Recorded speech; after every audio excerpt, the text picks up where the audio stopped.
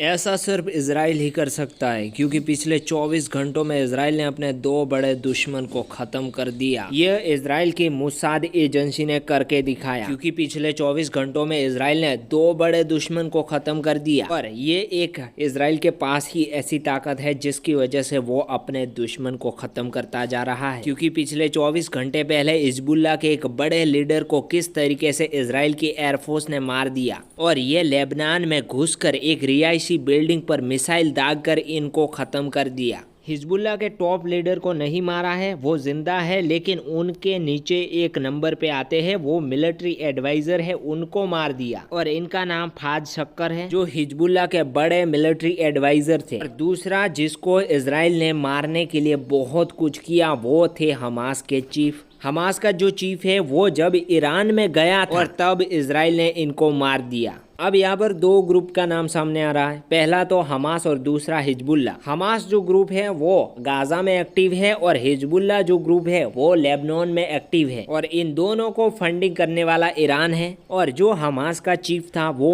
Iran में गया था, क्योंकि हम सबको पता है कि कुछ महीनों पहले ईरान के जो प्रेसिडेंट थे रईसी, उनकी मौत हो गई थी, और उसके बाद एक नया प्रेसिडेंट जीत कर आया, और ईरान के नए प्रेसिडेंट मसूद का शपथ समारोह था। और इसको भव्य बनाने के लिए दुनिया भर के लीडर को यहाँ पर आने के लिए आमंत्रण दिया गया। इंडिया में भी आमंत्रण पीएम मोदी और एस जयशंकर को मिला, लेकिन इंडिया की तरफ से यहाँ पर नितिन गडकरी गए, और वो भी तेहरान में है, और उन्होंने नए प्रेसिडेंट से भी मिले, और दुनिया भर के बहुत सारे लीडर यहाँ पर मौजूद रहे।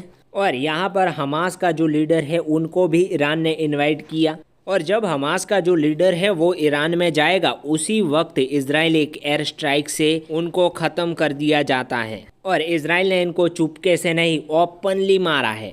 हमास का लीडर हानिये, जो कि तेहरान में था, तेहरान जो कि ईरान की कैपिटल है, इनको मिसाइल एयर स्ट्राइक से मारा गया। अब बड़ा युद्ध होने की आशंकाएं जताई जा रही है, क्योंकि ईरान के लिए अभी काफ़ी बड़ा दुख आकर खड़ा हो गया, क्योंकि ईरान के प्रेसिडेंट को खो दिया, हिजबुल्लाह का एक बड़ा लीडर है उनको मारा गया, और अब हमास का जो लीडर है उनको मारा गया। और ये हमला तेहरान में, ईरान की जो कैपिटल है, उसमें आकर मार गिराया। अब फिर से दुनिया में अस्थिरता का माहौल फैल जाएगा, और इसको लेकर इजराइल अब कह रहा है कि अक्टूबर 7, 2023 को हुआ हमले का बदला ले लिया गया है।